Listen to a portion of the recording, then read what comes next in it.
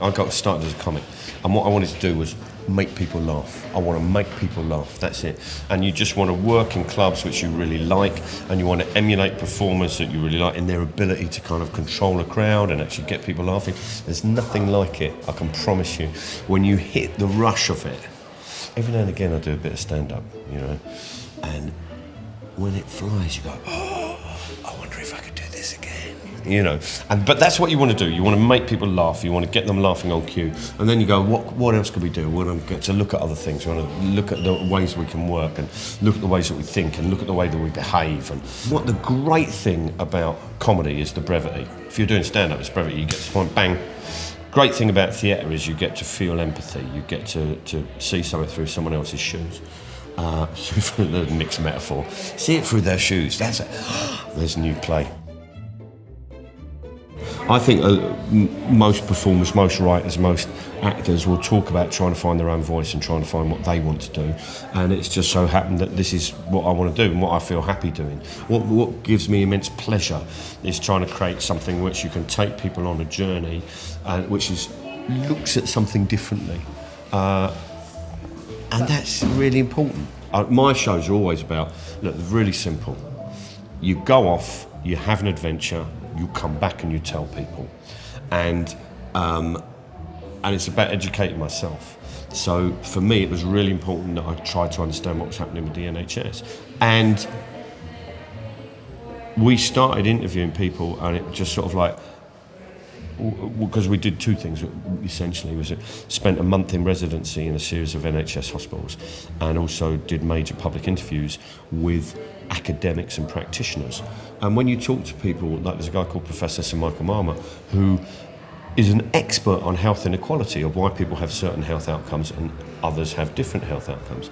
And his work, his academic work, sort of detonated for us and was the foundation of the work from there on in. And so it's really about how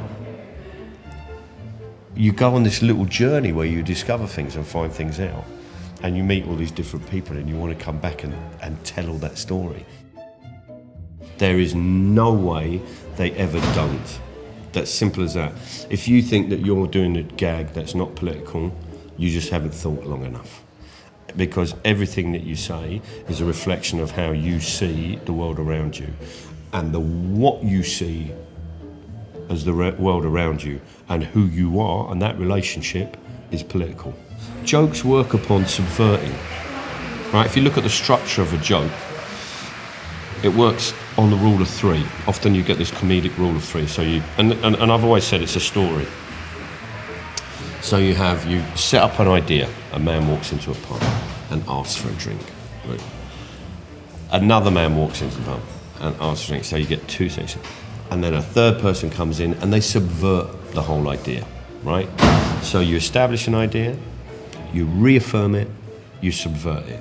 So all jokes are stories. You have a beginning, a middle, and the wrong ending, right? All jokes are about subversion. All jokes are about dissent, automatically within the structure of them. How that cannot be political is beyond me.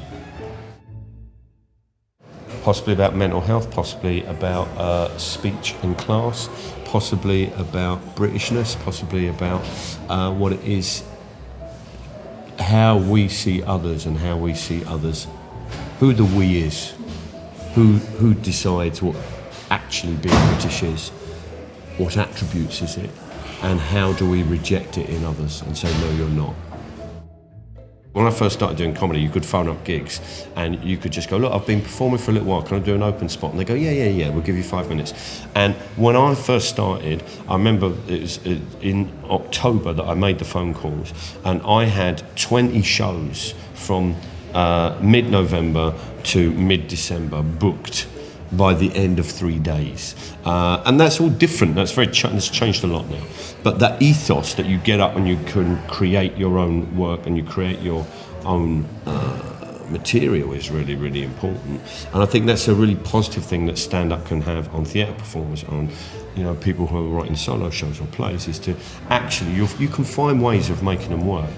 And sometimes, actually, the fact that you have limitations on budget and space and all that, find ways to try and make that work. So I would say to people, if you want to perform, then get on with it. I know that's quite an old fart, isn't it? I sound like some old sort of crusty old. And in my day, what we did, of course, was we just got a stage and bought it. But it is. That's what you just get out and do it.